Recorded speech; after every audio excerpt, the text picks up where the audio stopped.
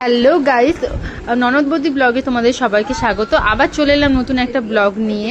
আজকে আমরা যাব দাসপুর থেকে ভেতর দিকে সাগরপুর রাস্তায়, যে বলিহারপুরে জায়গাটি আছে, যেখানে ওখানে একটা কালী মন্দির আছে, তোমরা সবাই জানো। সেখানে আজকে আমরা যাব, আর সেখানে গিয়ে কি করি সেটা তোমরা দেখতে থাকো।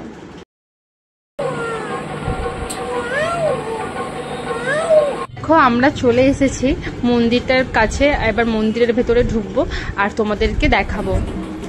এই যে মিঠা এখানে আছে, দেখো ও শুধু টাটা করতে আর নাচতেই ঢাক বাজছে, যত তত নাচছে। তোমরা দেখতে থাকো ভিডিওটা। এই যে দেখো মন্দিরের ভেতরে এই যে কালীমা রয়েছে, আমরা কালীমাকে দর্শন করলাম। দেখে নাও, খুব সুন্দর কিন্তু সাজিয়েছিল আজকে কালীমাকে, দেখে পুরো মন ভরে যাচ্ছিল সত্যি।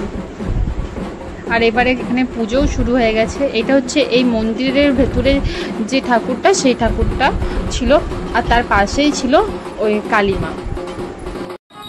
আর এখানে অনেক রকমের বাজনা বাজছে, দেখো।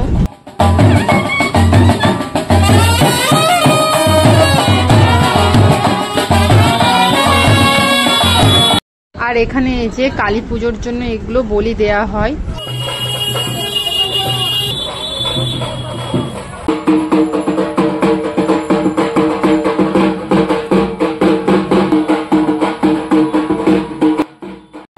এই যে দেখো অলরেডি বলি দেওয়ার জন্য নিয়েও চলে যাচ্ছে। এবার এখানে বলি দেওয়া হবে।